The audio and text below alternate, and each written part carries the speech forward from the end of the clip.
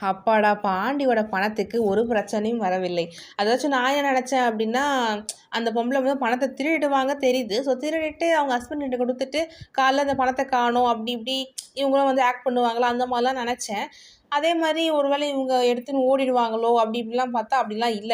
So அவங்க பணம் எடுக்கறத வந்து நம்ம நிலா பார்த்துடுறாங்க. அவங்க பணம் தான் எடுத்திருக்காங்கன்றது அளவுக்கும் தெரிஞ்சு போயிடுது. ப்ரமோல பார்த்தேன்.